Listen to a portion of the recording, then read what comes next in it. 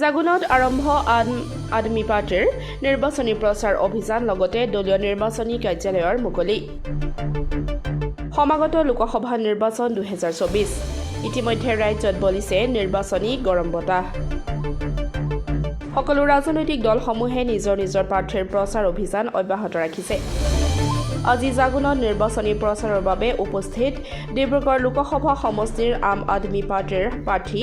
মনোজ ধানোৱাৰ প্ৰথমে জাগুনত উপস্থিত হৈ দলৰ নিৰ্বাচনী কাৰ্যালয় মুকলি কৰে ইয়াৰ পাছত সীমান্তৱৰ্তী এলেকাত কেইবাটাও নিৰ্বাচনী সভাত অংশগ্ৰহণ কৰে প্ৰাৰ্থীগৰাকীক শতাধিক দলীয় নেতা কৰ্মীসকলে বিপুল আদৰণি জনায় আমাৰ মূল এজেণ্ডাটো হৈছে যে আমাক উন্নয়ন লাগে আৰু উন্নয়নৰ ওপৰতে আমি মূল এজেণ্ডা সেট কৰিছোঁ তাৰ লগতে আমাৰ সমাজত দুৰ্নীতিমুক্ত চৰকাৰ হ'ব লাগে এই যেটো দুৰ্নীতি চলি আছে পঞ্চায়তৰ পৰা লৈ মিউনিচিপালিটিৰ পৰা লৈ যিকোনো চৰকাৰী আপুনি অফিচত যাওক দুৰ্নীতি যেটো কৰৰ ওপৰত কৰ জাপি দি আছে পেনাল্টিৰ ওপৰত এটা ভুল কৰিলে য'ত আগত 500 টকা পেনাল্টি লাগে এতিয়া 5000 টকা পেনাল্টি লগাই দিছে এইবোৰ হৈছে দুৰ্নীতি এই দুৰ্নীতিৰ বিৰুদ্ধে আমাৰ যুঁজ আছে আম আদমি পাৰ্টি আহিলে আমি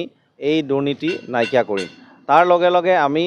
জনমুখী আঁচনিৰ কথাও কৈ আছো যিখিনি আমাৰ আঁচনি হ'ব আমাৰ আঁচনিত কতো আমি বাছ বিচাৰ নকৰোঁ আমাৰ আঁচনি হৈছে এজন যদি কাৰোবাক অৰুণোদয় আঁচনি দিছে আমাৰ চৰকাৰ আহিলে আমি প্ৰতিজনেই মহিলাই অৰুণোদয় পাওক তাৰ বাবে আমি ব্যৱস্থা কৰিম আমাৰ আঁচনিটো হৈছে যে কাৰোবাৰ ফ্ৰী চাউল কাটিছে তো আমি যিমান দুখীয়া ৰাইজ আছে আমি সবকে বিনামূলীয়া চাউলটো দিব পাৰোঁ সেইখিনি হৈছে আমাৰ জনমুখী আঁচনি এই ধৰণৰ আঁচনি লৈ আমি আগবাঢ়িম লগতে বিনামূলীয়া বিজুলী আম আদমি পাৰ্টি পাঞ্জাবত আৰু দিল্লীত বিনামূলীয়া বিজুলী দি আছে গতিকে অসমতো চৰকাৰ হ'লে বিনামূলীয়া বিজুলী আমি ইয়াতে দিব পাৰিম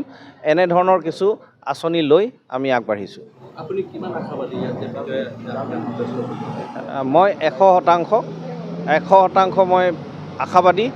আমাৰ দৃঢ় বিশ্বাস আছে আম আদমি আৰু কেৱল আম আদমি পাৰ্টিয়ে ইয়াতে জয় হ'ব